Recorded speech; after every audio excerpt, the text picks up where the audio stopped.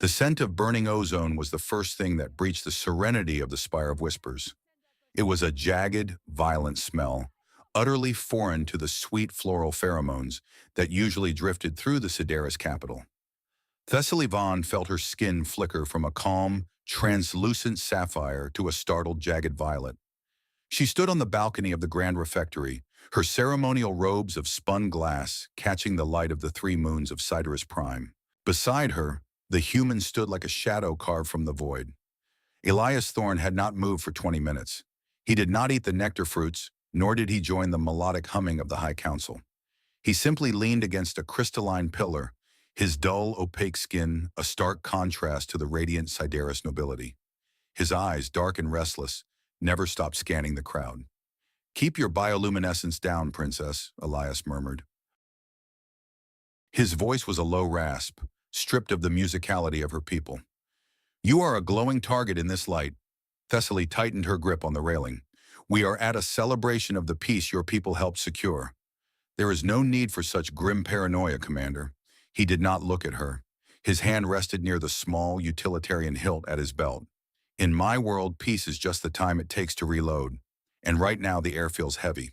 Before Thessaly could offer a sharp retort about human cynicism, the world tilted into chaos. It happened in the span of 3 heartbeats.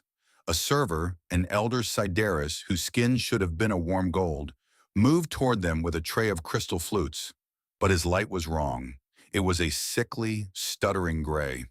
In one fluid motion, the server dropped the tray and produced a compact needle driver from his sleeve. Elias moved before the first crystal shard hit the floor.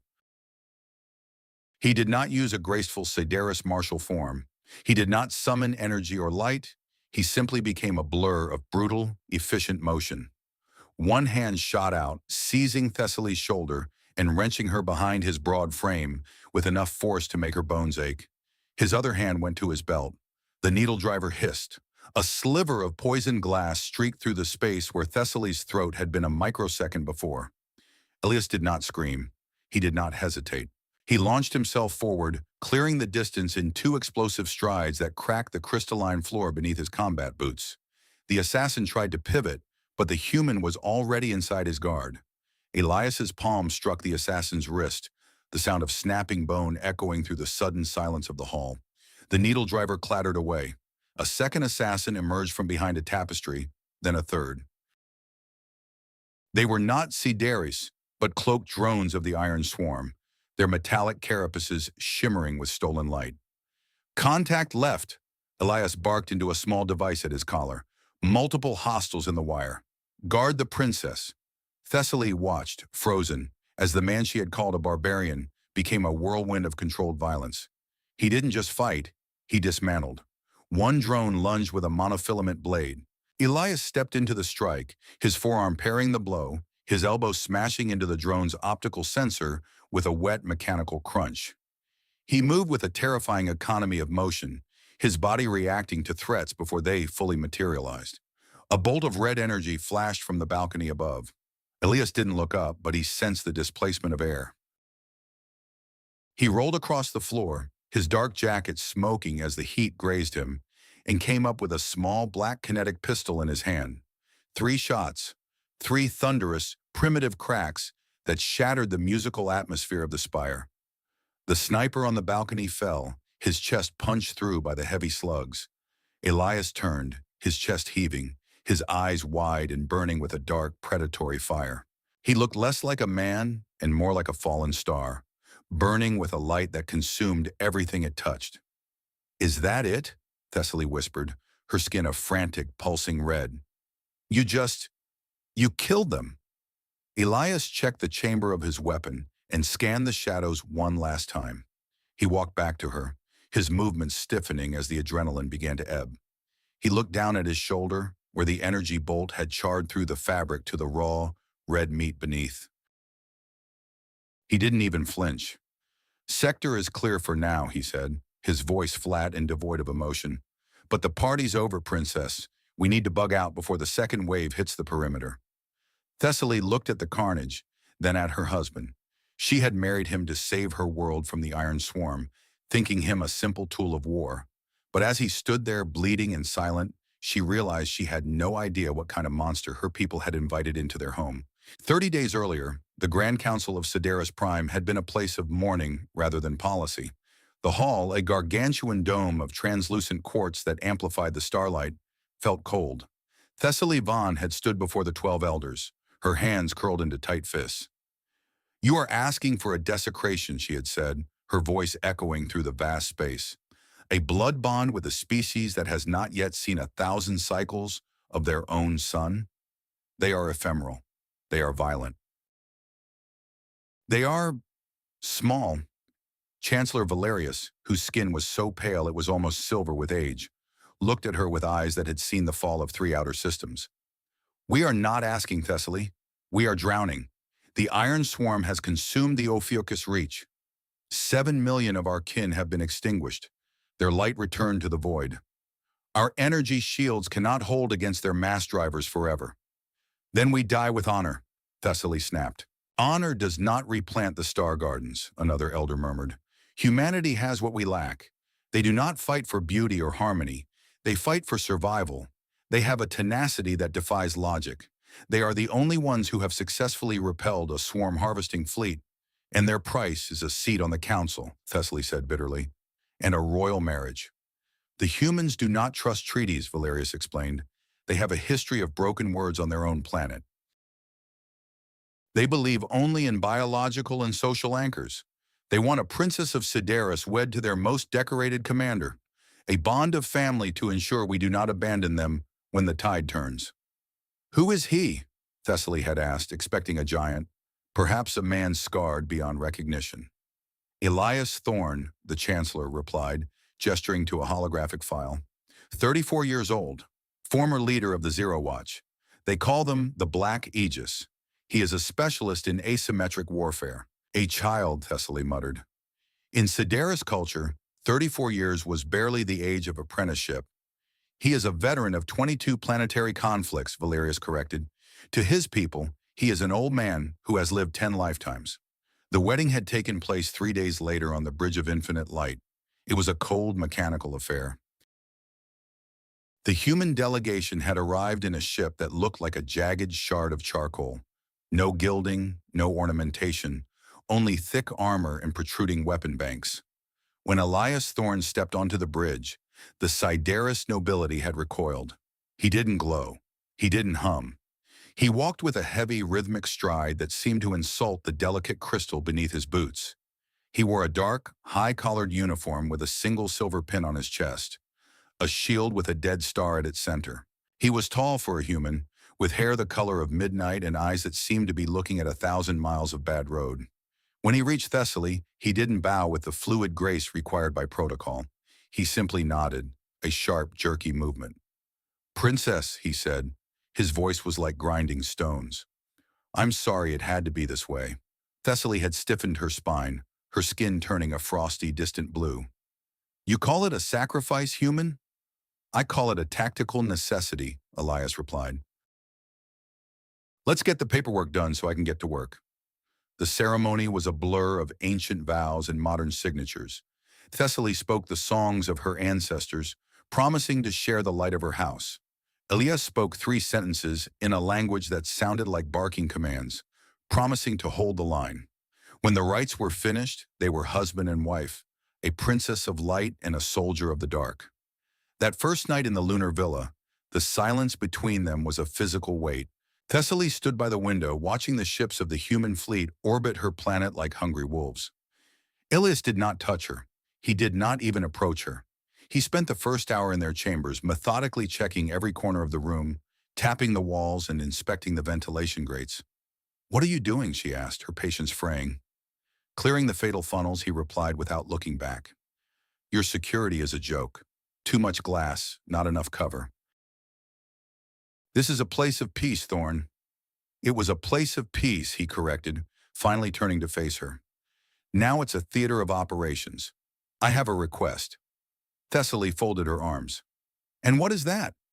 "I need access to a subterranean chamber, somewhere isolated. I need to maintain my conditioning." "Conditioning? You have just survived a journey across the quadrant. Should you not rest?" Elias looked at her, And for a fleeting second, Thessaly saw a shadow in his eyes, a flicker of something ancient and exhausted. Rest is for the fated, princess. My body is a machine that's been running on redline for 15 years. If I stop moving, I might just break. Fine, she sighed. I will grant you access to the lower training vaults. Is that all? Elias nodded, picking up a small duffel bag he had brought with him. I'll take the couch in the outer room. You keep the main suite. Don't worry about me ghosting you. I'm a light sleeper. Why did you agree to this? Thessaly asked as he walked toward the door. A man like you, surely you could have refused your leaders. Elias paused, his hand on the doorframe.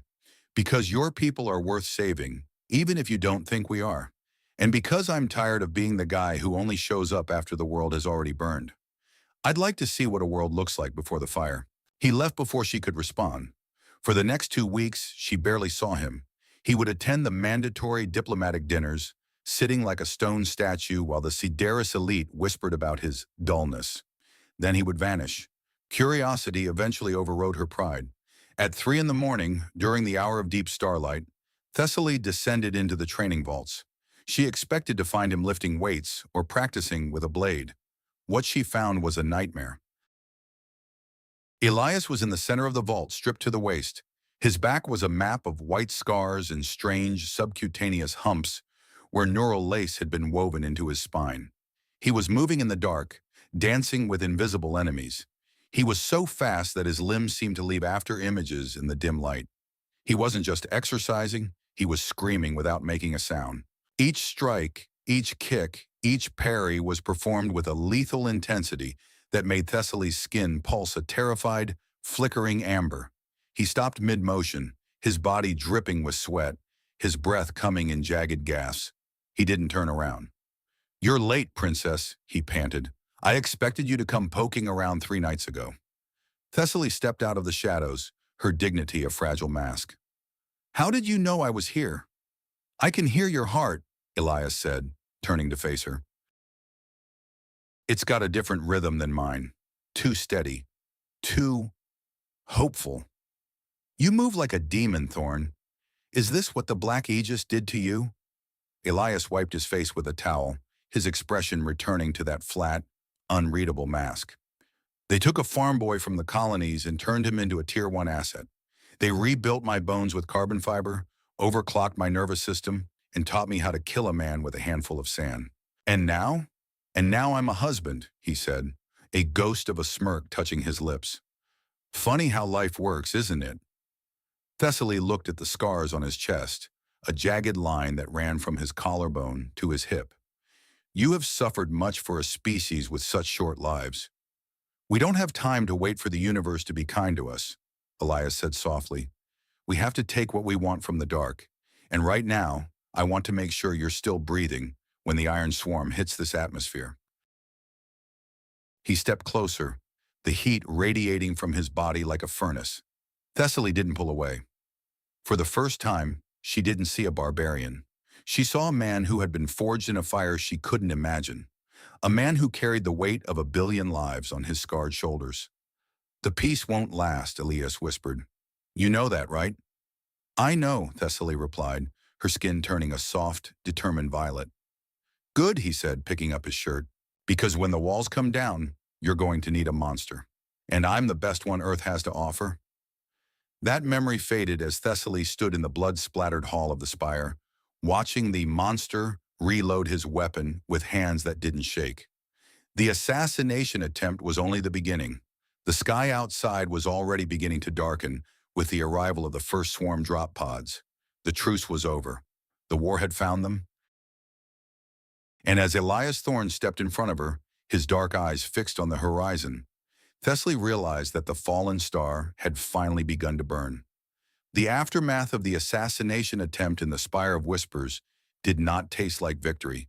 It tasted like cold metal in the copper tang of Elias's blood. While the Sideris High Council hovered in their floating chairs, their skins flickering in frantic, discordant shades of yellow and gray, Elias Thorne remained grounded. He was a pillar of stillness amidst a sea of vibrating panic. We need to exfiltrate the princess now, Elias said, his voice cutting through the hysterical humming of the council members. His kinetic pistol was already holstered, but his hand never moved more than 3 inches from the grip. Exfiltrate. Chancellor Valerius's skin pulsed a sickly, translucent white. This is the heart of our civilization, Commander. There is nowhere safer than the Spire. Elias turned his head slowly, his dark eyes fixing on the old Sideris with a look that made the Chancellor's light dim. Sir, with all due respect, your heart just had 3 holes punched in it by a trio of drones. The perimeter is compromised. The security grid is Swiss cheese. If we stay here, we're just sitting ducks in a very expensive glass cage. Thessaly stepped forward, her skin a bruised, deep indigo. She felt the vibration of the city beneath her feet, a rhythmic, heavy thudding that was not part of the Ciderus song. It was the sound of the world breaking. He is right, Valerius, she said, her voice steadier than she felt. The song of the city has changed. The swarm is not just at the border anymore. It is inside the walls. Elias didn't wait for a formal vote.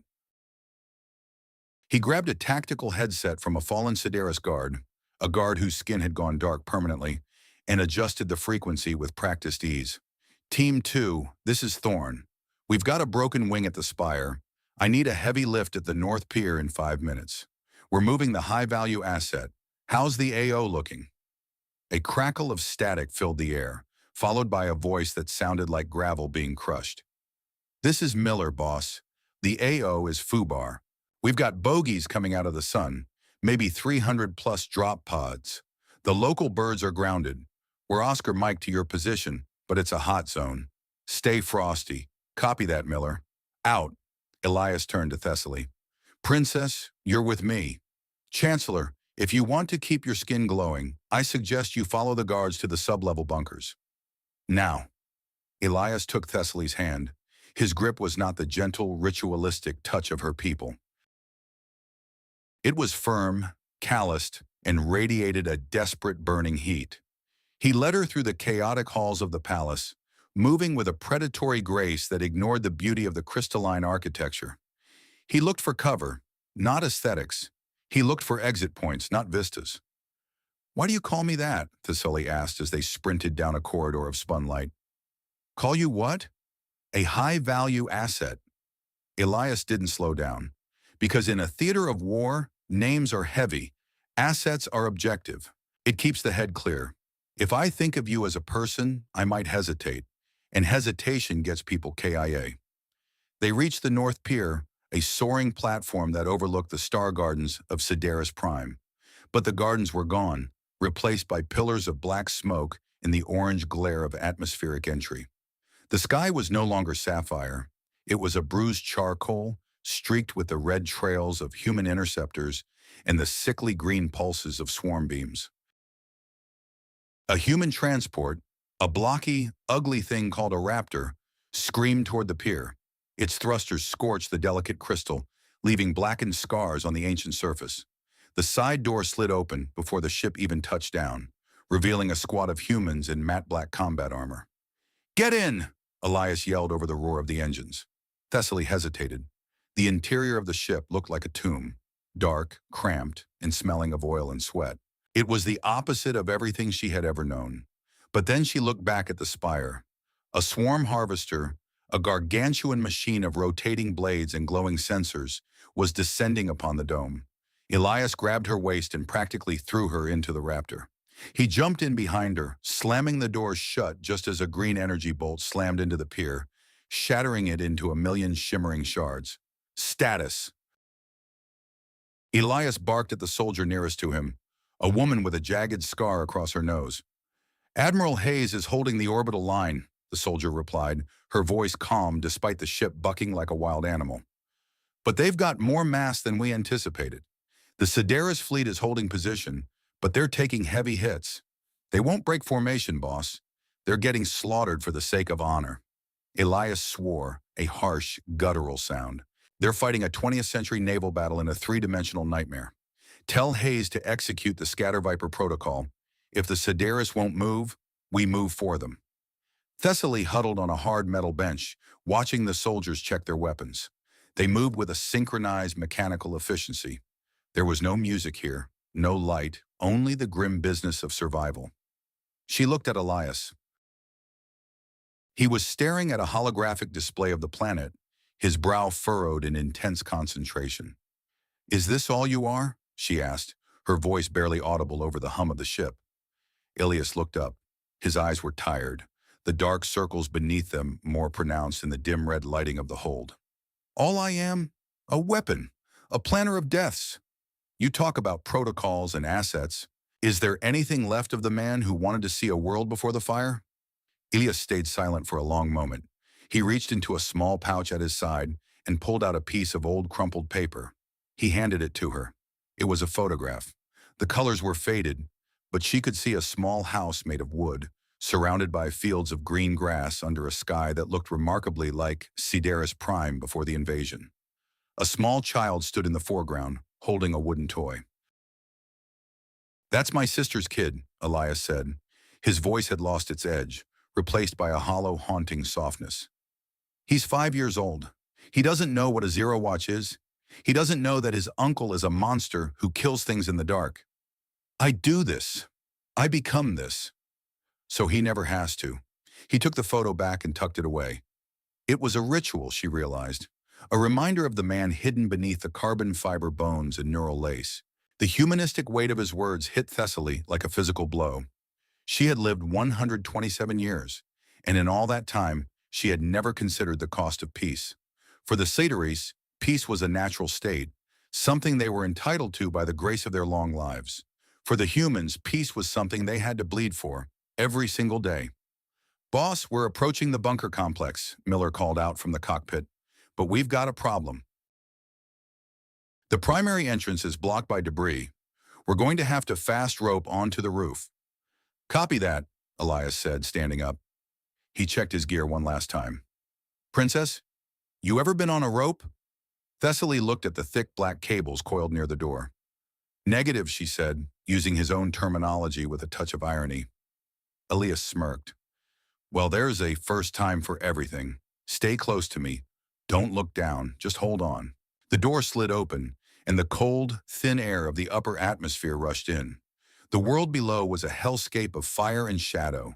The Sideris capital, once a jewel of the sector, was being systematically dismantled by the swarm. As they stepped to the edge of the ramp, Elias wrapped an arm around her waist, securing her to his harness with a heavy metallic click. "Trust me?" he asked. Thessaly looked at the chaos, then at the man whose skin didn't glow, but whose eyes held more fire than any star. "Yes," she whispered. "Then let's go," Elias said. They stepped into the void. The drop was a heart-stopping blur of wind and noise. Elias controlled their descent with a calmness that bordered on the supernatural. They landed on the reinforced roof of the command bunker with a heavy thud. The Raptors hovered overhead, their door guns spitting tongues of orange flame at the circling swarm drones.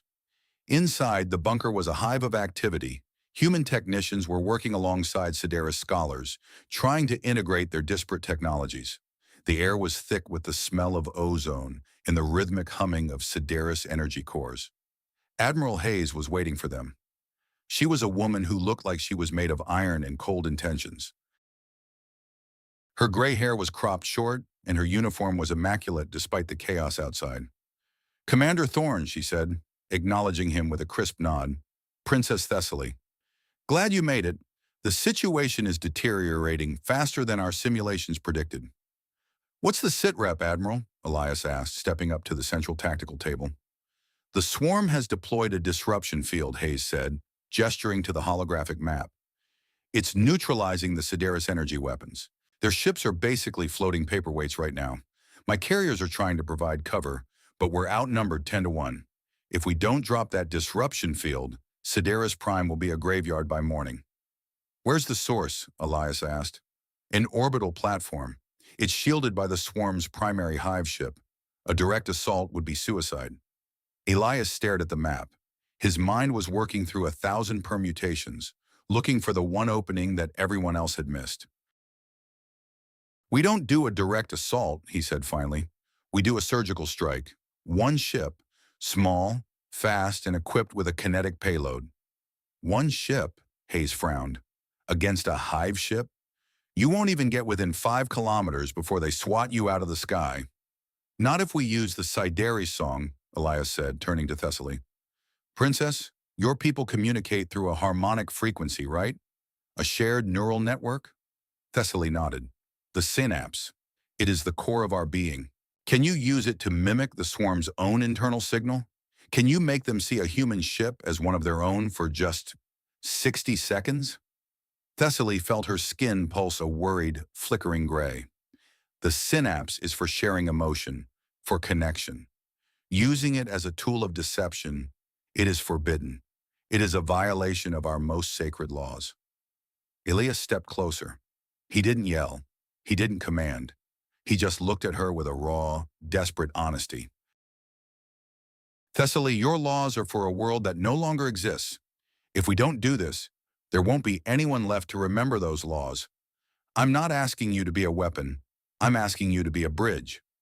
Thessaly looked at the holographic map, at the millions of tiny dots representing her people, flickering out one by one. She thought of the photo Elias had shown her. She thought of the child who didn't know what a monster was. And she realized that courage wasn't the absence of fear or the adherence to ancient laws. It was the willingness to break yourself so that others might stay whole. I will do it, she said, her voice like glass. Elias exhaled, a long, shaky breath. Thank you. Admiral, get the Morning Star prepped, Elias ordered. We're going to show these bugs why you don't mess with a human's home, even if that home is 200 light years away. As the technicians began to scramble, Thessaly looked at Elias. He was already back in operator mode, barking orders and checking data, but she saw the way his hand trembled slightly as he reached for his pistol. He was afraid. The legendary Zero Watch, the man who moved like a fallen star, was terrified. And in that moment, she loved him more than she had ever thought possible, because he was acting anyway. The Morning Star was not a ship built for comfort. It was a spear of matte black carbon steel, barely 30 meters long, designed for one purpose: to carry a relativistic kill vehicle into the heart of an enemy formation. The interior was a claustrophobic tangle of wires, pipes, and bucket seats that looked like they belonged in an interrogation room. Elias strapped himself into the pilot's seat, his hands dancing across the tactile controls. Thessaly sat beside him, her skin glowing a soft, rhythmic lavender. She had been integrated into the ship's comlink, her neural pathways tied into the broadcast array. You okay? Elias asked, checking the oxygen levels. My skin is itchy, Thessaly said, trying to find a moment of levity in the tension. The human electrical currents are loud. Yeah, well, we're a loud species, Elias said, a small smile playing on his lips. Just focus on the song, Princess. When we get close to that hive ship, I need you to sing like your life depends on it, because it does. Morning Star, you are cleared for launch, Admiral Hayes's voice echoed in their headsets. Godspeed, Commander. Bring her back in one piece. We'll try, Admiral. Thorne out. The ship lurched as the magnetic catapults fired. Thessaly felt her stomach drop as they were launched into the blackness of space. Outside the narrow viewport, Sideris Prime was a beautiful, dying marble, surrounded by the flickering lights of 1,000 small deaths. Elias pushed the throttles forward. The G-force pressed Thessaly into her seat, making it hard to breathe. The stars became streaks of light as the ship's engines roared at 110% capacity. We're crossing the inner perimeter, Elias said, his voice strained by the pressure. Swarm drones at 12 o'clock. They haven't spotted us yet. Thessaly, now. Thessaly closed her eyes. She reached out with her mind, searching for the vast, cold network of the swarm. It was like touching a wall of ice and static. There was no emotion there, only a relentless, buzzing hunger. It was a hive mind that saw individuals as nothing more than cells in a body. She began to hum. It wasn't a sound made with her throat, but a vibration of her soul. She projected the Sideris song, but she twisted it, wrapping it in the cold, mechanical rhythm of the swarm's own signals. She became a ghost in the machine, a whisper of "we are the same" in a sea of "kill everything else." On the tactical display, the swarm drones began to veer away. To their sensors, the Morning Star was no longer a human intruder. It was a fragment of their own fleet, a drone returning to the hive. It's working, Elias whispered, his eyes wide. You're doing it, Thessaly. They moved deeper into the swarm formation. Gargantuan hive ships, miles long and covered in rotating sensor arrays, loomed over them like sleeping gods. The disruption field was a palpable weight in the air, a shimmering curtain of green energy that hummed with a low, bone-shaking frequency. Target in sight, Elias said. The orbital platform. The platform was a spiked monstrosity, tethered to the primary hive ship by umbilical cords of energy. It was the source of the field that was suffocating Sideris Prime. We've got 30 seconds before the proximity sensors override the cloak, Elias said. He reached for a red switch on the center console, arming the kinetic lance. Thessaly felt a surge of cold dread. The lance was a 3-meter rod of solid tungsten. When released at this speed, it would strike the platform with the force of a nuclear warhead, but without the radioactive fallout. It was a primitive, brutal way to win a war. Thessaly, I need you to hold the song for just 10 more seconds, Elias said. His face was pale, sweat beads rolling down his forehead. I'm going to have to pull a 6G turn the moment we release, or we'll be caught in the blast radius. I can hold it, she said, her skin pulsing a fierce, brilliant white. The morning star dove toward the platform. The swarm sensors finally began to scream. Red lights flashed on the console. The deception was failing. Detecting lock-on, Elias yelled. Brace yourself. He flipped the red switch. There was no sound, only a sharp mechanical thud as the kinetic lance was ejected. The tungsten rod streaked toward the platform, a needle of death moving at a significant fraction of the speed of light. Elias slammed the throttles into reverse, then banked the ship into a violent, spiraling turn. Thessaly felt her consciousness flicker. The world turned gray as the blood was pulled from her brain. The impact was silent in the vacuum of space, but the visual was a blinding, white-hot explosion that turned the darkness into noon.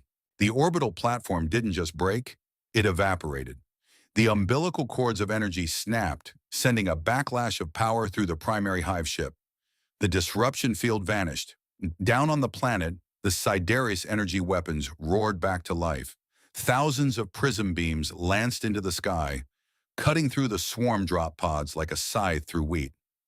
We did it, Thessaly cried out, her vision slowly returning. Elias didn't answer. He was fighting the controls.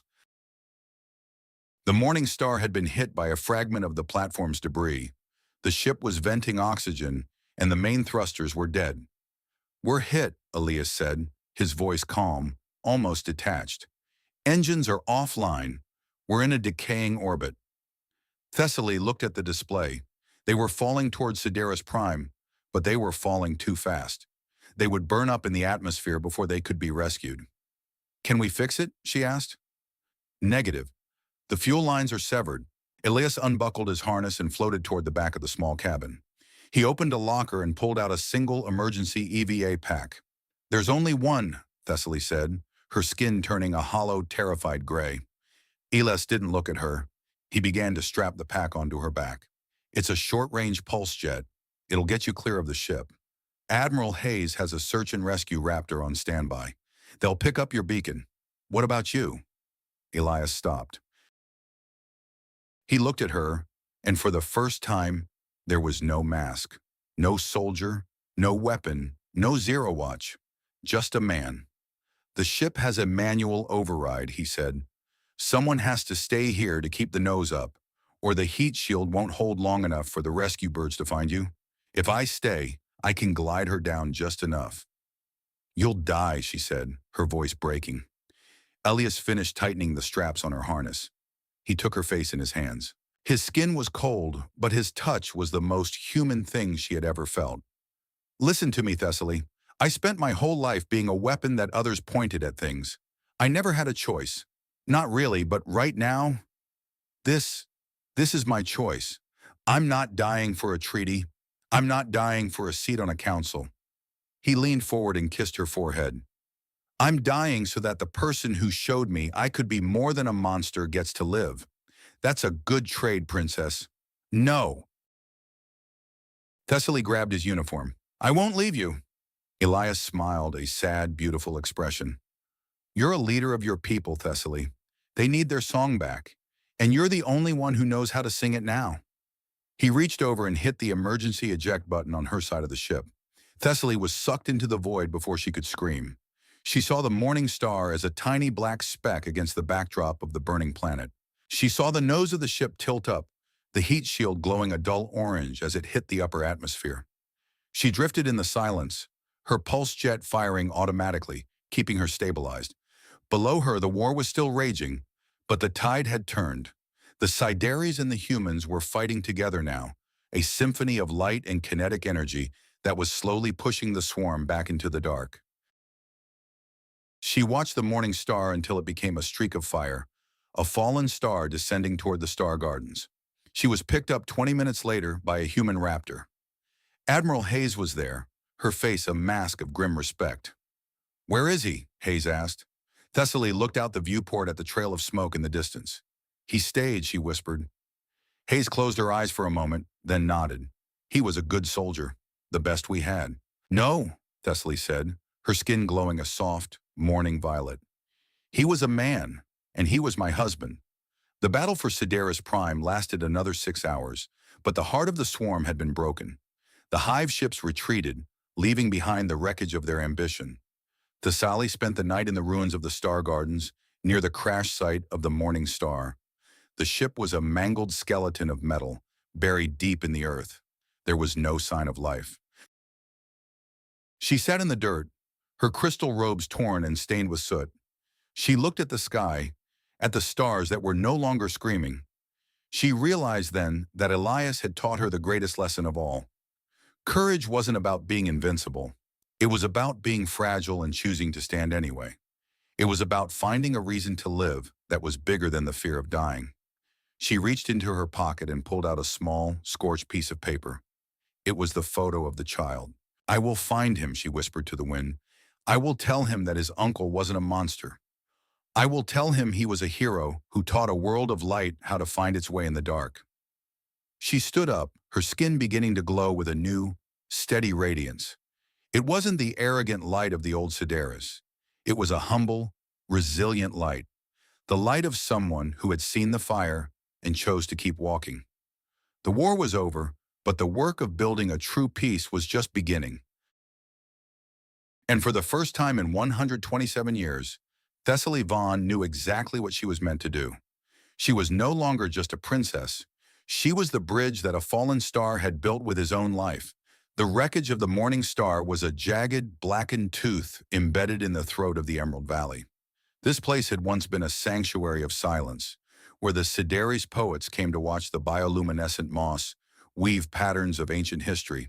Now it was a scar. The smell of scorched earth and leaking coolant hung heavy in the air, a thick, greasy vapor that choked the sweetness of the native flora. Thessaly Vaughn ignored the protests of her royal guard. She ignored the way the glowing blue dust of the valley stained her silk robes. She ran toward the mangled remains of the ship, her skin pulsing a desperate, frantic orange, the color of a sun on the verge of collapse. "Elias!" she screamed, her voice cracking. She reached the hull. The heat shielding was still popping and groaning as it cooled, the sound like small bones breaking in the dark. The cockpit was a cave of twisted metal and shattered glass. Inside there was no movement, no light, only the rhythmic, haunting drip of hydraulic fluid. "Princess, stand back," Miller shouted. The human soldier was already there, his combat armor scorched, his face a mask of soot and grim determination. "We've got a fuel leak. The whole thing could go up in a secondary." "I don't care," Thessaly pushed past him. "He stayed for me. He stayed." Miller grabbed her arm, his grip like a steel shackle. He didn't use her title this time. "Listen to me. My scanners are barely picking up a heartbeat. If we don't do this right, we're just dragging a corpse out of a furnace. Let the recovery team do their job." 2 more humans moved in, carrying a heavy-duty plasma cutter. They didn't speak. They didn't sing. They simply fell into a mechanical rhythm of destruction, carving through the reinforced carbon steel of the Morning Star. The sparks flew like angry fireflies, casting long, jagged shadows across the valley. It took 45 minutes to reach him. 45 minutes of Thessaly standing in the mud, her skin flickering into a dull, exhausted gray. "We've got him," one of the soldiers yelled. "Medivac, get the cradle over here. He's flatlining." Thessaly pushed forward as they dragged a body from the wreckage. It didn't look like Elias. It looked like a broken mannequin made of meat and wires. His dark uniform was fused to his skin in places. His left arm was bent at an angle that defied the laws of biology. Most terrifying of all was the silence. Even in his sleep, Elias Thorne had always projected a sense of coiled, dangerous energy. Now he was just weight. "Is he?" Thessaly couldn't finish the sentence. "He's still in the fight, Princess," Miller said, though his voice lacked conviction. "But he's pretty beat up. He's took a hell of a hit to the melon, and his internal systems are redlining. We need to get him to a Satirus healing vat, and we need to do it 10 minutes ago." The transport ride back to the capital was a nightmare of red lights and the frantic beeping of human medical monitors. Thessaly sat by the stretcher, holding Elias's hand. It was cold. For the first time, the heat of the monster had gone out. The Sideris Medical Cathedral was a soaring spire of white quartz, designed to heal through light and harmonic resonance. But as the human soldiers wheeled Elias into the central chamber, the Sideris healers recoiled. "What is this, head healer?" Lyra asked, her skin pulsing a judgmental, sterile silver. "You bring this wreckage into the sanctum of light? His biology is a mess of artificial augmentations. Our crystals cannot resonate with silicon and carbon fiber." "He is my husband," Thessaly said, her voice dropping into a low, dangerous tone that made the silver light of the healer stutter. "And he is the reason you are still alive to be offended. You will put him in the great vat. You will use every harmonic frequency we have, and if his heart stops, I will ensure yours are the next to follow." The healers moved with uncharacteristic speed. They submerged Elias in a pool of liquid light, a thick, shimmering substance that tasted of ozone in ancient songs. Thessaly watched through the transparent walls of the vat. For 3 days, the world held its breath. The war had moved into a state of uneasy tension. The Iron Swarm had retreated past the Ophiuchus Reach, but their shadow remained. The alliance between Sideris and humanity was fraying at the edges. Without the immediate threat of annihilation, the Sideris Council was beginning to remember their old prejudices. They saw the humans as a necessary evil, a crude shield that had served its purpose and should now be returned to the rack. On the 4th day, Chancellor Valerius visited the cathedral. He found Thessaly standing by the vat, her skin a pale, translucent blue. She hadn't slept. She hadn't eaten. "He is a fascinating specimen," Valerius said, his voice smooth and devoid of empathy. "Our scholars have been analyzing the data from his combat performance. The way his neural lace interacts with his adrenal glands, it's a miracle of bioengineering. If we could replicate it, our own guards would never need to fear the swarm again." Thessaly turned to him, her eyes burning with a light that was not peaceful. "He is not a specimen, Valerius. He is a man. He is a weapon," the Chancellor corrected gently. "A weapon that Earth sent to us to ensure our survival. And weapons are meant to be understood and maintained. We are preparing a proposal for the human admiral. We want to fund a permanent zero-watch facility here on Sideris Prime. Think of the security it would provide." "And what about the cost?" Thessaly asked. "Look at him. Look at what it did to him. You want to build a factory that turns children into ghosts? If it keeps the light of our civilization from going out, then yes," Valerius replied. "Sacrifice is the language of leadership, Thessaly. You of all people should know that." "I know that sacrifice is supposed to be a choice," she snapped. "Elias never had one. He was forged in a fire he didn't start. And now you want to stoke that fire for your own comfort?" The conversation was interrupted by a sharp, jagged sound from the vat. It wasn't a song. It was a scream, not of a voice, but of a machine. The liquid light began to boil. The harmonic crystals around the vat shattered into dust. Elias's eyes snapped open. They weren't the dark, tired eyes Thessaly remembered. They were glowing a fierce, artificial red. His body convulsed, his enhanced muscles straining against the restraints of the healing pool. "Get him out!" Thessaly yelled. The healer scrambled, but Elias was already moving. With a roar of pure, primal agony, he shattered the transparent wall of the vat. A torrent of liquid light flooded the floor. Elias collapsed into the mess, gasping for air that felt like knives in his lungs. Thessaly was at his side in a second, ignoring the glass shards and the burning fluid. Elias, look at me. It's Thessaly. You're safe. Elias's hand shot out, his fingers closing around her throat. His grip was weak, but the intent was there. A reflex born of 15 years of waking up in a war zone. His eyes searched the room, darting from the healers to the Chancellor, seeing threats where there were only witnesses. Contact, he wheezed. I've got contact. Elias, stop. It's me. The sound of her voice seemed to pierce the fog of his trauma. His fingers loosened. The red glow in his eyes faded, replaced by the dull, hollow darkness of the man. He slumped against her, his body shivering violently. Thessaly, he whispered. Did we win? Yes, she said, pulling him close, her skin glowing a warm, protective gold. We won, Elias. You can stop now. But as she looked up at the Chancellor, who was watching Elias with the cold, calculating gaze of a craftsman looking at a broken tool, she realized the battle hadn't ended. It had just changed shapes. The Sideris were beginning to see the humans not as partners, but as a resource to be harvested. They were making the same mistake the Swarm did. They were valuing the weapon and forgetting the hand that held it. 2 weeks later, the air in the capital was thin and brittle. Elias was out of the medical vat, but he was a ghost of his former self. He walked with a heavy limp, his left arm supported by a sleek, Sideris-engineered brace that hummed with a low frequency. He spent most of his time on the balcony of their quarters, staring at the stars with a look that Thessaly could only describe as hunger. The human fleet was preparing to depart. Admiral Hayes had made it clear that Earth could not afford to keep its primary carrier group in orbit indefinitely. The Sideris were safe for now, and the humans had other fires to put out. We're heading out at 2300 hours, Miller said, standing in the doorway of the balcony. He was wearing his dress uniform, but he looked uncomfortable in the clean fabric. The boss wanted me to give you a heads up. Elias didn't turn around. Thanks, Miller. Tell the Admiral I'll be down at the docks to see them off. Boss, the Admiral says you're officially on leave. Extended. Like it don't call us. We'll call you extended. She wants you to stay here.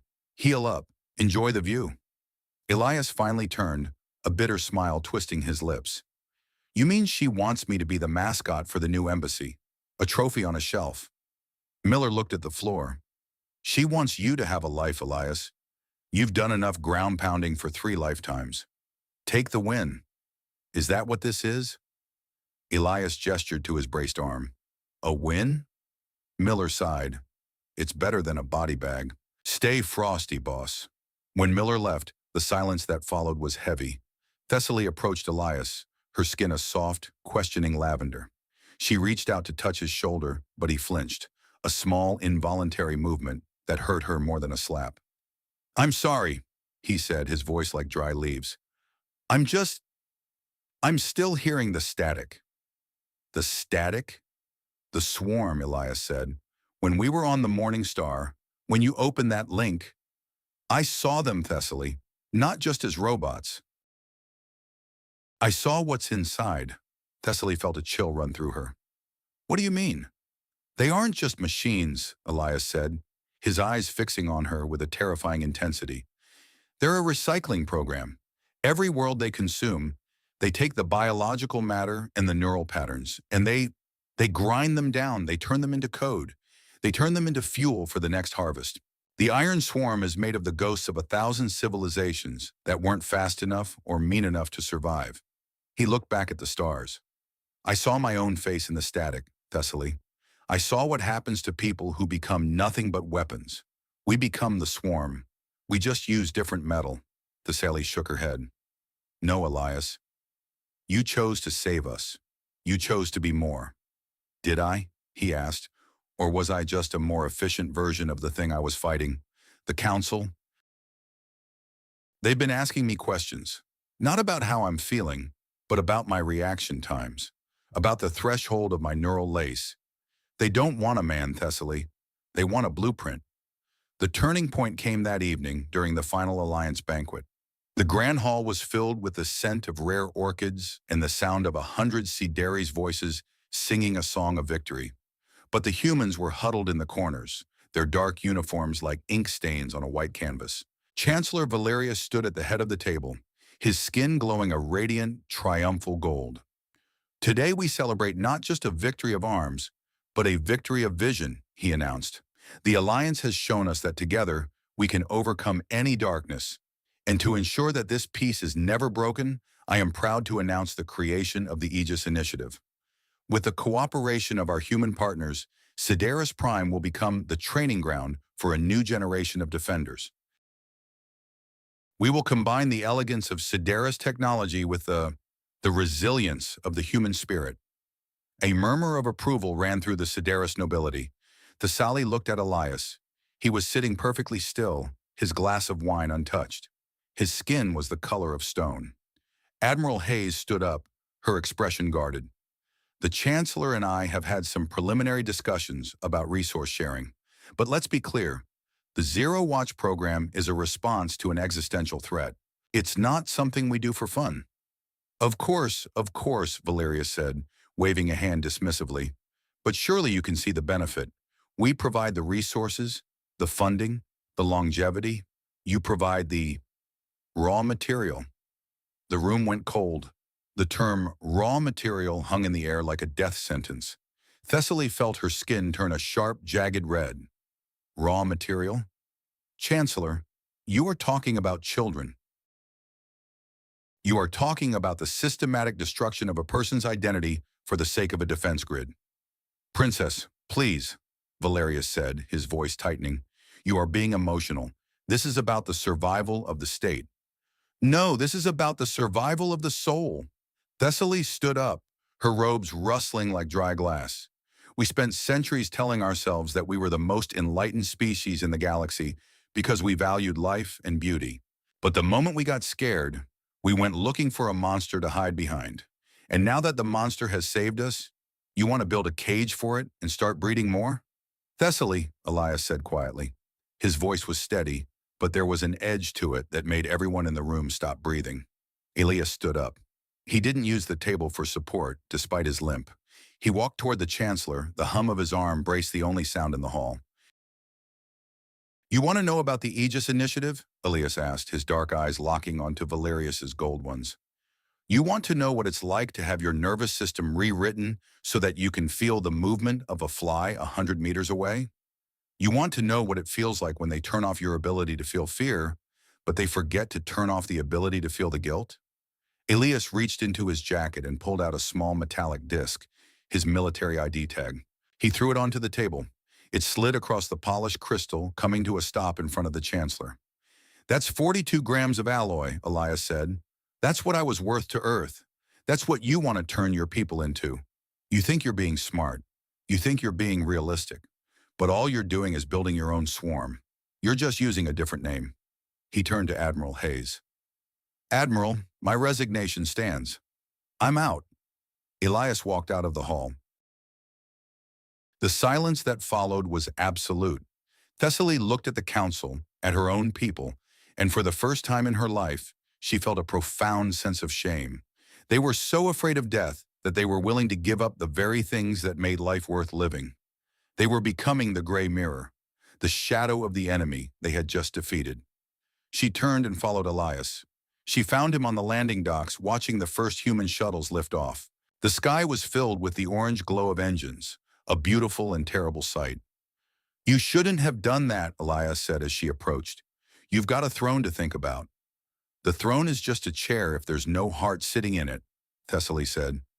She stood beside him, her skin glowing a soft, steady gold. I'm not going to let them do it, Elias. I'm going to fight them. It's a losing battle, he said. People always choose safety over freedom when they're scared. Then we have to show them that safety is a lie, she said. We have to show them that the only thing that actually protects us is our ability to stay human. Even when it's hard, especially when it's hard. Elias looked at her, and for a moment the ghost seemed to fade. He reached out with his good hand and took hers. You're a terrible politician, Thessaly. And you're a terrible retiree, she countered. They stood there for a long time, watching the ships leave. The Alliance was wounded, perhaps permanently. The Sideris were divided, and the humans were going home to their own troubles. But between the two of them, there was a small, fragile spark of something new. It wasn't the fiery, violent light of the fallen star. It wasn't the distant, cold light of the Sideri stars. It was a shared light, a warmth that only comes when two people decide to stand together against the dark.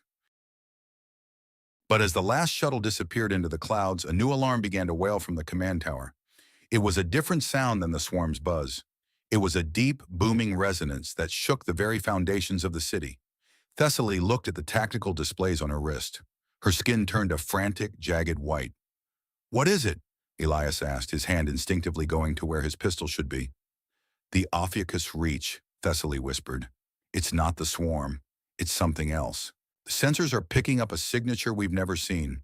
It's a signal of pure light. But it's aggressive." Ellis looked at the sky, his eyes narrowing. The peace had lasted exactly 14 days. "It's never over, is it?" he asked, his voice low and tired. Thessaly squeezed his hand. "Not as long as we're still here to fight for it." The architecture of Ghost was being torn down, and in its place, a new and more terrifying reality was beginning to emerge. The real test of the fallen star was about to begin. The alarm that shook the spire of whispers was not the frantic buzz of the iron swarm. It was a sound that resonated in the very marrow of Thessaly's bones, a deep, harmonic boom that felt like a bell being struck at the center of the galaxy. Outside the massive quartz windows, the sky of Sideris Prime was changing. The bruised charcoal of the post-war atmosphere was being burned away, not by fire, but by a blinding, pristine radiance that made the three moons look like dull pebbles. Thessaly stood in the war room, her skin flickering a sharp, electric white. The holographic displays were screaming with data that made no sense. The signatures coming from the Ophiuchus Reach were not metal. They were not biological. They were pure, coherent intent. Elias was at the tactical table, his braced arm twitching as he stared at the readout.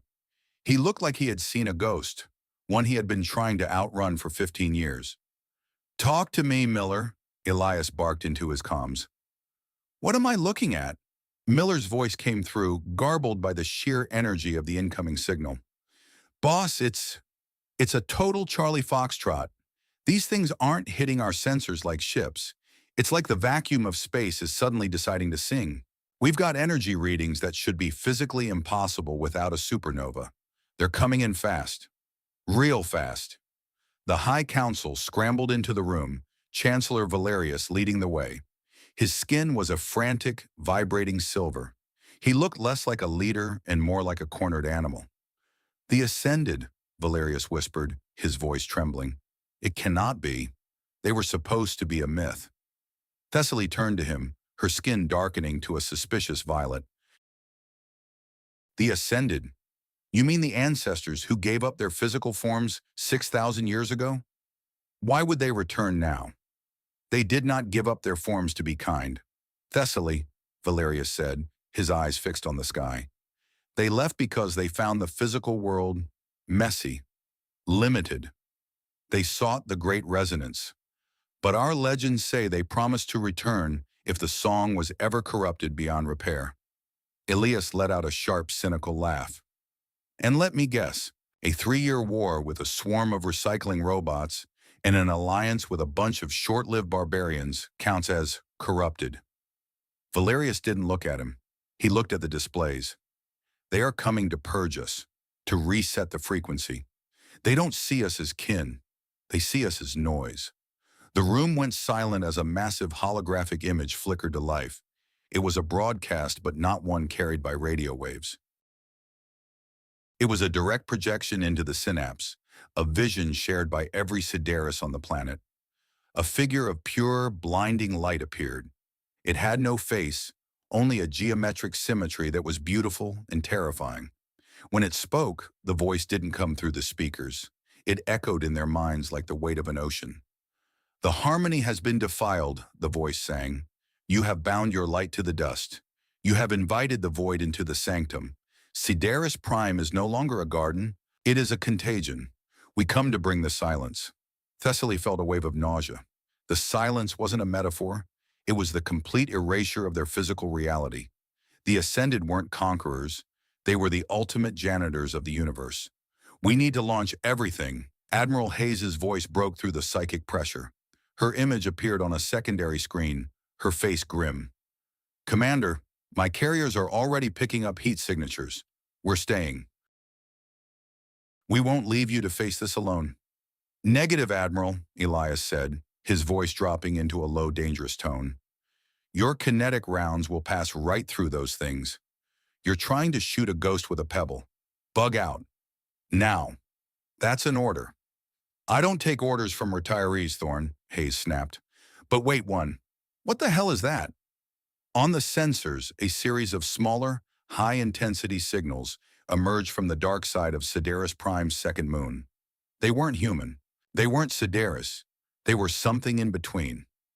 Valerius looked away, his skin pulsing a guilty, flickering gray. What did you do? Thessaly asked, stepping toward the Chancellor. The Aegis Initiative, Valerius whispered. I didn't wait for your approval, Thessaly. We had the blueprints. We had the human volunteers, orphans from the Ophiuchus colonies who wanted a chance to fight back. We accelerated the process. Elias walked over to the Chancellor, his limp forgotten. He grabbed the old Sideris by the collar and slammed him against the quartz wall. The sound of the impact was like a gunshot. You turned kids into Zero Watch? Elias hissed, his eyes burning with a red artificial fire. You took children who had already lost everything and you turned them into ghosts? It was necessary, Valerius choked out. They have the Sideris energy amplifiers woven into their neural lace. They are the only ones who can match the frequency of the Ascended. They are our only hope. Elias's hand trembled. For a second, Thessaly thought he was going to kill the man. The monster was right there, just beneath the surface, screaming for blood. But then Elias let go. He stepped back, his chest heaving. You've screwed the pooch, Valerius, Elias said, his voice hollow. You didn't build a defense. You built a tragedy. Thessaly looked at the tactical display. The Aegis units, 12 small, shimmering craft piloted by the modified children, were moving toward the Ascended fleet. They were fast, they were powerful, and they were utterly alone. They don't know how to fight these things, Elias said, turning to Thessaly. They've been trained as weapons, but they don't have the focus. The Ascended will tear their minds apart before they even get close. Can we stop them? Thessaly asked. Elias looked at his braced arm, then at the glowing red eyes of the Ascended commander on the screen. There was a choice here. He could stay on the ground and watch the world burn, or he could reactivate the protocols he had spent his life trying to bury. He could become the monster one last time to save the children from becoming the same. Thorne, don't, Miller's voice came through the comms. I know what you're thinking. Your lace is already compromised from the crash. If you go full burn, your brain is going to be scrambled eggs. It's just noise, Miller, Elias said softly. Just static. Thessaly grabbed his hand. Elias, there must be another way. We can use the synapse. We can talk to them. They aren't listening to talk, Princess, Elias said. He looked at her, and the warmth she had seen on the balcony was gone, replaced by a cold, crystalline resolve. But they might listen to a resonance they can't ignore. He turned to the room. I need a shuttle, and I need a direct link to the Aegis unit's neural network. I'm taking command. You can't lead them from a cockpit, Valerius said. The mental load would kill you. I'm not leading them, Elias said. I'm going to be their anchor. As Elias marched toward the landing docks, Thessaly felt the world shifting. This was the moment the peace died, and something much more painful was being born. She followed him, not as a princess, but as the only person who could keep his soul tethered to the earth while he hunted gods in the heavens. The cockpit of the command shuttle was a tomb of flickering red lights and the smell of cooling electronics. Elias sat in the center, his head encased in a neural link helmet that hummed with a low, bone-shaking frequency. Thessaly sat behind him, her hands resting on his shoulders. Her skin was a steady, morning lavender, projecting every ounce of her calm and her love into the man who was about to lose himself. Elias, can you hear me? She whispered into the synapse. His voice came back, thin and metallic, filtered through a dozen layers of combat code. I'm here, Thessaly. Just a lot of ghosts in the wire right now. He initiated the link. Across the void, 12 children, none older than 14 of their years, felt a sudden, stabilizing presence in their minds. They had been screaming in the dark, their newly augmented senses overwhelmed by the blinding light of the Ascended. But now they felt a hand in the dark, a father, a commander, a monster who knew the way home. Listen up, kids, Elias's voice echoed in their minds. This is Commander Thorne. I know you're scared. I know the light is too bright. But I need you to focus on my heartbeat. 1, 2, 1, 2. That's the only rhythm that matters. The Aegis units slowed their frantic, jagged movements. They began to form a sphere around Elias's shuttle, their energy amplifiers humming in a synchronized chord. The Ascended fleet was upon them. They weren't ships. They were massive, rotating rings of light that warped the space around them. As they got closer, the psychic pressure became a physical weight. Thessaly felt her own skin begin to stutter, her bioluminescence struggling against the overwhelming brilliance of the ancestors. The silence is inevitable, the Ascended sang. Why do you cling to the dust? Why do you protect the noise? Because the noise is where the life is, Thessaly shouted into the synapse, her voice amplified by the shuttle's broadcast array. You call this harmony? It's just a graveyard of perfection. You've forgotten what it's like to be small. You've forgotten the weight of a single breath. The Ascended fleet paused. The geometric shapes shifted, a ripple of confusion moving through the collective intent. Elias took the opening. Aegis units on my mark. We're not going to shoot them. We're going to reflect them. What? Thessaly gasped. They're pure energy, Elias explained through the link. If we try to fight them, we just add to the fire. But if we can create a perfect, harmonic mirror, we can show them what they look like from the outside. We can show them the silence they're trying to bring. The children began to move. Under Elias's direction, they positioned their craft with a precision that was terrifying to behold. They became a lens, a 12-pointed star of Sideris crystal and human grit. Elias's body began to convulse. The neural load was reaching the breaking point. His skin was turning a gray, ashy color, the blood vessels in his eyes bursting one by one. Elias, stop! Thessaly cried, her skin turning a frantic, agonizing red. It's too much! You're burning out! Not yet, Elias groaned. He reached deep into his own mind, past the zero-watch protocols, past the farm boy from the colonies, past the monster. He went to the one thing he had kept hidden even from himself, the memory of his mother's voice singing a lullaby in a language that had been dead for 100 years. It was a small, fragile thing, a tiny flicker of warmth in a cold universe. He projected that memory into the Aegis network. He gave the children a reason to hold the line that wasn't about war. He gave them a piece of his own humanity to shield them from the light. The 12 units flared with a sudden, golden brilliance. It wasn't the sterile white of the Ascended or the sapphire glow of the Sideris. It was the color of a sunset on a world that had never seen a war. The reflection hit the Ascended fleet. For a second, the universe seemed to stop breathing. The blinding radiance of the ancestors hit the harmonic mirror and was thrown back at them. Not as an attack, but as an echo. The Ascended saw themselves through the eyes of the children they were trying to erase. They felt the terror, the love, the smallness, and the incredible, stubborn hope of the physical world. The silence broke. The geometric shapes of the Ascended fleet shattered. The blinding light didn't explode. It simply dissolved, turning into a soft, shimmering rain of energy that fell towards Sideris Prime like a trillion falling stars. The psychic pressure vanished. The sky returned to its natural indigo. In the cockpit, the silence was deafening. Elias's head fell forward, the helmet sparking as the neural link collapsed. Elias! Thessaly scrambled forward, pulling the helmet from his head. He was breathing, but it was a shallow, rattling sound. His eyes were open, but they were vacant, the pupils fixed and dilated. The red glow was gone, but so was the spark of the man she knew. No, no, no. Thessaly cradled his head, her skin glowing a desperate, weeping gold. You come back to me. Elias, you come back. The Aegis units were drifting in orbit, the children inside finally silent. They were alive, their minds protected by the anchor Elias had provided. But the anchor was broken. Miller's ship pulled alongside them, the docking clamps engaging with a heavy thud. The human soldier burst into the cockpit, his face pale. Is he? Sorry, he's gone, Miller, Thessaly whispered, her skin turning a dull, lightless gray. He's still breathing, but he's not here. Miller looked at his friend, then at the sky where the gods had just been defeated by a handful of children and a man who refused to be a weapon. He did it, Miller said, his voice thick with emotion. He actually did it. He fought the sun and won. But it wasn't a victory that felt like a celebration. It was a transformation, painful and absolute. Thessaly looked at the man in her arms.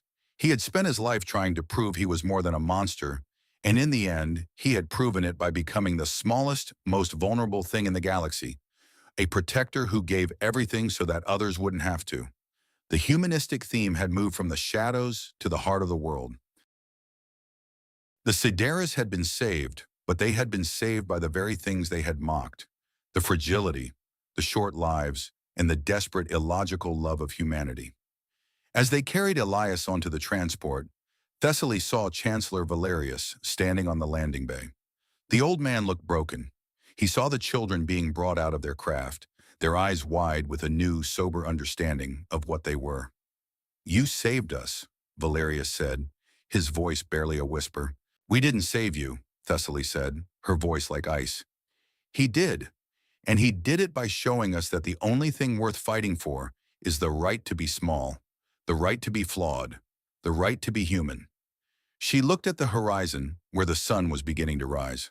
The fallen star had finally burned out, but the light he had left behind was enough to show them the way home. Thessaly sat by Elias's bed in the medical wing, holding his hand. It was warm again. The machine was quiet. She began to sing, not the ancient songs of the Sideris, but the lullaby Elias had shared with the children. She didn't know if he could hear her. She didn't know if he would ever wake up. But she knew that for the first time in 6,000 years, the song of Sideris Prime was finally honest. It was a song of dust and light, of monsters and men, and of the courage it takes to love a world that is always, always on the verge of ending. The real war was over. The long, slow work of healing was beginning, and as the smallest light in the room, Thessaly Vaughn chose to stay in the dark, waiting for the star to return. The aftermath of the battle against the Ascended did not feel like the triumph the Sideris poets usually described in their epics. There were no soaring choruses, no sudden bursts of celestial light to signal the return of order. Instead, there was an oppressive, heavy silence that draped over the capital of Sideris Prime like a funeral shroud. The sky had returned to its natural deep indigo, but the air felt thin, as if the reality of the planet itself had been stretched to the breaking point and was only now beginning to settle back into its original shape. Inside the medical cathedral, the sound of the liquid light vats was a low, rhythmic thrum, the heartbeat of a dying world trying to remember how to live. Thessaly Vaughn sat by the central vat, her skin a dull, lightless gray. She had not moved for 36 hours. Her royal robes were stained with the soot of the shuttle's cockpit and the dark, copper-scented blood of the man who lay submerged in the shimmering fluid. Elias Thorne was still. His body, once a whirlwind of lethal efficiency, was now suspended in the thick, viscous light, held in place by soft magnetic tethers. The neural link helmet had been removed, but the damage was visible. Fine, spiderweb-like tracts of burst capillaries lined his temples, and his skin, usually so opaque and stubborn, looked translucent, as if the fire he had channeled had burned him out from the inside. He's stabilized, Princess, head healer Lyra said softly. She stood at the edge of the chamber, her own skin pulsing a weary, sympathetic lavender. The physical trauma to his nervous system is extensive, but the Sideris light is knitting the connections back together. The artificial components, the neural lace, are quiet. Quiet? Thessaly asked, her voice a dry rasp. They aren't drawing power, Lyra explained. It is as if the system has been factory reset. The zero-watch protocols are dormant. For the first time since we met him, he is just a human. No augmentations, no overclocked reflexes. Just a man. Will he wake up? Lyra hesitated. The mind is a delicate song, Thessaly. He took the weight of 12 children's psyches and the resonance of the ancestors. He didn't just fight, he became a lightning rod for the entire galaxy. Whether he returns to us, that is a choice only he can make. Thessaly turned back to the vat. She reached out, her fingers pressing against the cool quartz glass. Elias, she whispered into the synapse, though she knew the link was broken. Don't leave me in the silence. The door to the chamber hissed open. It wasn't the Chancellor or the Admiral who entered, but the children. The 12 survivors of the Aegis Initiative walked in a single, solemn line. They were small, some were only 10 years old, others 14, and they wore oversized human flight suits that made them look like orphans playing at war. But their eyes held a weight that no child should ever carry. One girl, a Sideris human hybrid named Kaylee, stepped forward. Her skin flickered a soft, tentative gold. She looked at the man in the vat with a reverence that made Thessaly's heart ache. He's still in there, Kaylee said. Her voice was steady, lacking the high-pitched vibration of a typical Sideris child. I can still feel the warmth he left behind, like a fire that went out but left the stones hot. Thessaly looked at her. You can feel him? When we were up there, Kaylee said, looking at the ceiling, the light was so loud. It was trying to tell us that we didn't matter. It was trying to tell us that being a person was a mistake. But the commander, he showed us his garden. His garden? Thessaly asked. He showed us a house, Kaylee continued, a small smile touching her lips. A house with green grass and a wooden toy. He told us that as long as we remembered that toy, the light couldn't take us. He told us that being small was the only way to be brave. Thessaly felt tears prick at her eyes. He had given them the memory of his nephew. He had used his own deepest longing for peace to shield them from the gods. The secondary characters of this drama, the soldiers, the scholars, the healers, were all beginning to realize the same thing. In the corner of the room, Miller stood with his helmet tucked under his arm. The gritty, scarred soldier looked like he wanted to punch a wall or weep, or perhaps both. He always was a stubborn son of a gun, Miller muttered, his voice thick with a colloquial roughness. We told him the lace would fry. We told him he was pushing the red line. But the boss, he never could stand the idea of someone else taking the hit for him. Is this what it means to be a hero in your world, Miller? Thessaly asked. To destroy yourself for others? Nah, Miller said, shaking his head. That's just being a soldier. A hero is what he did for those kids. He didn't just save their lives. He saved their heads. He didn't let them become monsters. He took all that raw material the Chancellor was talking about and turned it back into people. The conflict outside the room was already resolving in ways Thessaly hadn't expected. Chancellor Valerius had resigned. His skin darkened in a permanent state of disgrace. The Sideris Council, humbled by their own cowardice, had voted to dismantle the Aegis Initiative immediately. The facilities would not be training centers for weapons, but schools for the survivors. The alliance with Earth was no longer a marriage of convenience or a treaty of blood. It was a bond of shared trauma and shared hope. Thessaly stood up, her skin beginning to glow with a new, resilient warmth. She looked at the 12 children, at Miller, at the healers. He didn't fight to win a war, she said, her voice growing stronger. He fought to prove that the war wasn't the most important thing about us. He fought to show us that the space between the stars is not empty. It is filled with the choices we make to be kind to one another. She turned to the healers. Keep the light at 60% frequency. Don't force the resonance. Let him rest. If he's going to come back, he's going to do it as a man, not a machine. As the others filed out of the room, Kaylee stayed behind for a moment. She reached out and touched Thessaly's hand. He'll come back, princess, the girl said. He still has to show us how to build that house. Thessaly stayed in the cathedral as the suns of Sideris Prime began to set. She watched the shadows lengthen across the floor, and for the first time in 127 years, she wasn't afraid of the dark.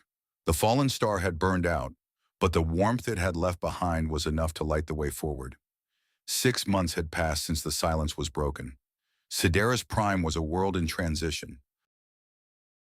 The scars of the Iron Swarm were being healed not with grand crystalline structures, but with the patient, messy work of reconstruction.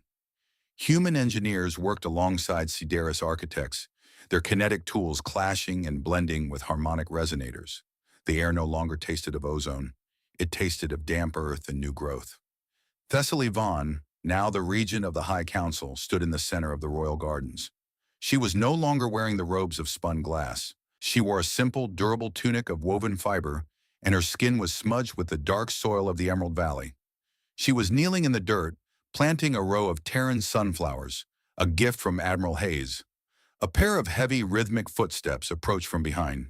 She didn't need to look to know who it was.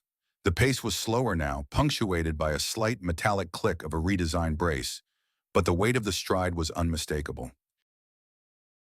"You're planting them too deep, Princess," a raspy voice said. "Sunflowers like to be near the surface. They're greedy for the light." Thessaly looked up and smiled. Elias Thorne stood over her, silhouetted against the twin suns. He looked different. The hard, predatory edge had softened. His eyes were no longer red or burning. They were a deep, calm brown, filled with a clarity that had been missing for 15 years. He wore a simple civilian shirt with the sleeves rolled up, revealing the map of scars on his arms. Scars that no longer looked like battle trophies, but like history. "I am a priestess of the light, Elias," Thessaly said, wiping a smudge of dirt from her cheek. "I think I know how to handle a plant that likes the sun." Elias chuckled, a sound that was no longer a grind of stones, but a genuine human expression of amusement. "Right. My mistake. I'll go back to my cabbages." He walked over to a small patch of earth a few meters away.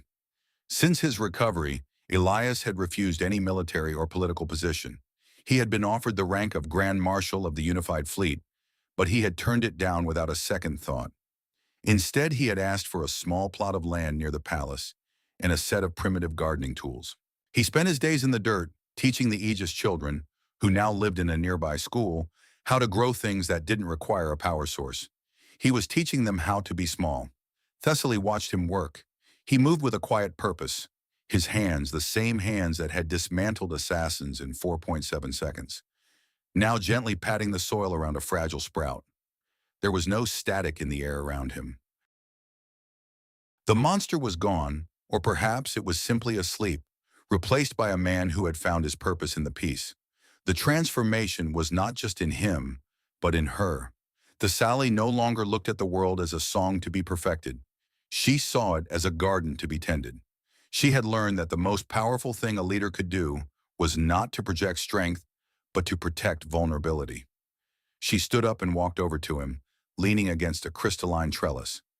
"Do you ever miss it?" she asked. "The fighting?" Elias didn't look up. "Sometimes, when the wind catches the smell of the ship fuel, or when I hear a loud noise. My body still wants to roll for cover. The conditioning is like a ghost that won't leave the house. And the man who wanted to see the world before the fire?" Elias stopped digging.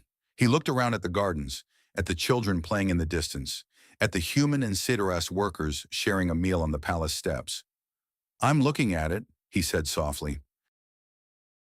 "It's a lot more work than I thought, but the pay is better." Thessaly reached out and took his hand. It was warm, the steady, honest heat of a human who was no longer burning, but simply living. "I spent a century and a quarter thinking that our longevity made us superior," she said. "I thought that because we lived long, we were wiser. But you showed me that wisdom isn't about how much time you have. It's about what you're willing to do with the few moments you've got. You lived 10 lifetimes in 34 years because you were willing to bleed for every one of them." Elias squeezed her hand. "We're a short-lived species, Thessaly. We have to be loud. We have to be intense. If we don't make a mark, it's like we were never here.